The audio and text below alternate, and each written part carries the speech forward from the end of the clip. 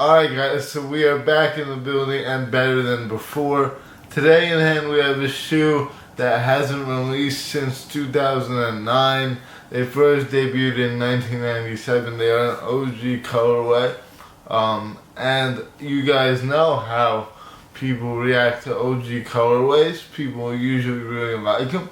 So you guys are probably wondering what shoe we have in hand, because an OG colorway on a shoe has not been mentioned on this channel in a while. So I'm just going to jump right into it.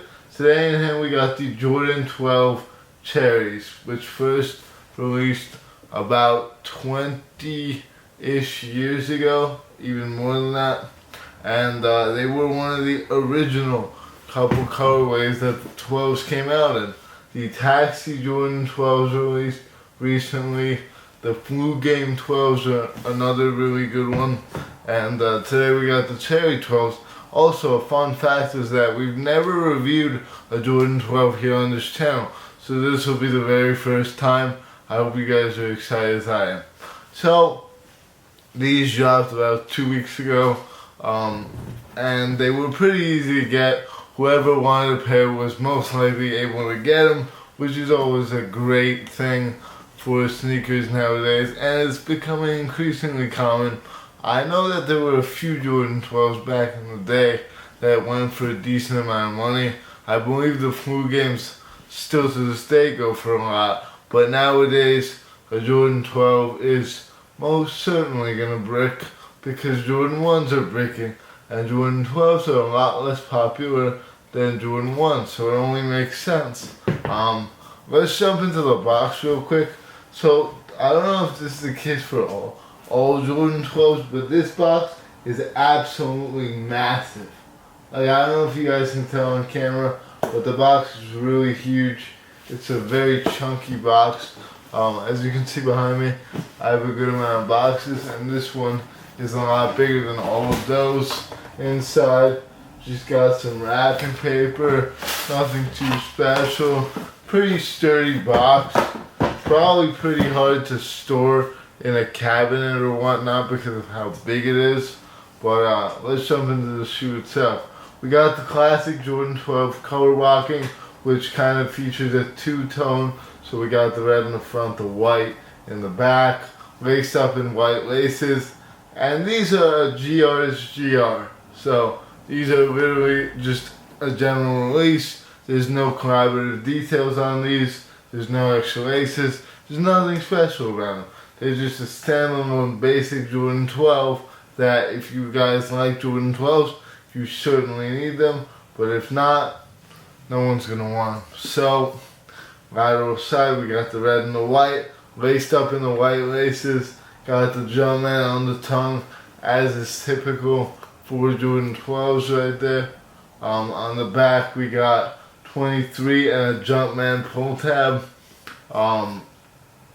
Inside we got a pretty thick tongue on this one. You guys can see it's pretty padded. On the bottom we got black, red, and a little bit of see-through white popping through. That's a pretty cool detail in my opinion. On the medial side we got a mirror image of that lateral side. It does say Jumpman on the side right here in red. Pretty hard to see from a distance, but one can definitely see it if they look hard enough.